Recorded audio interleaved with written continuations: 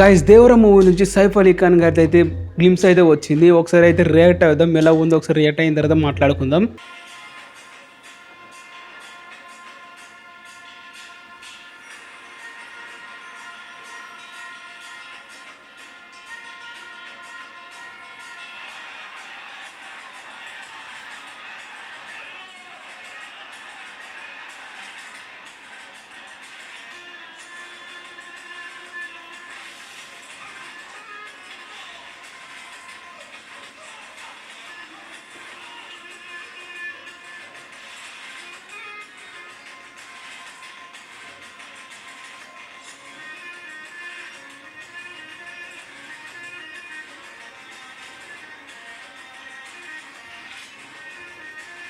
చూసారు కదా గ్లిమ్స్, ఎలా అనిపించింది మీకు? నాకైతే లిటరల్ గా గూస్ బంప్స్ వచ్చినాయి అనిరుద్ కొట్టిన బీజిఎం తో. ఒకసారి ఆ బీజిఎం వినండి, క్లాసిక్ గా మూడ్లోకి అట్లా ఫైర్ లోకి అయితే వెళ్తుంది బీజిఎం.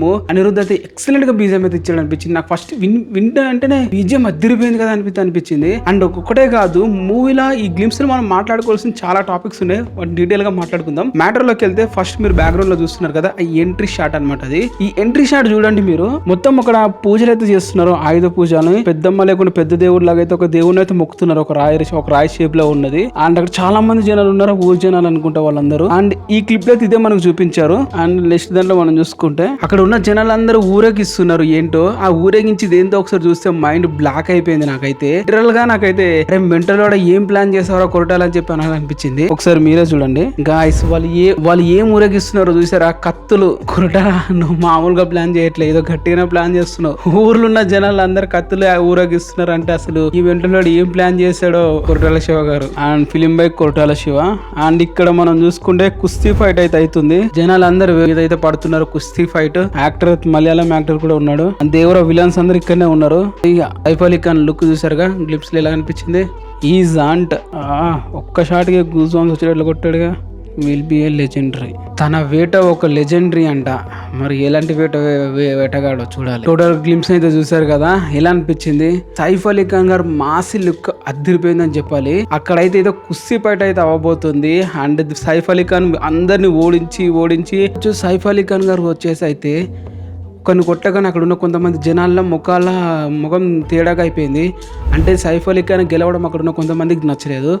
వాళ్ళందరూ కలిసి దేవరని వరని ఎలా రెచ్చగొట్టారు.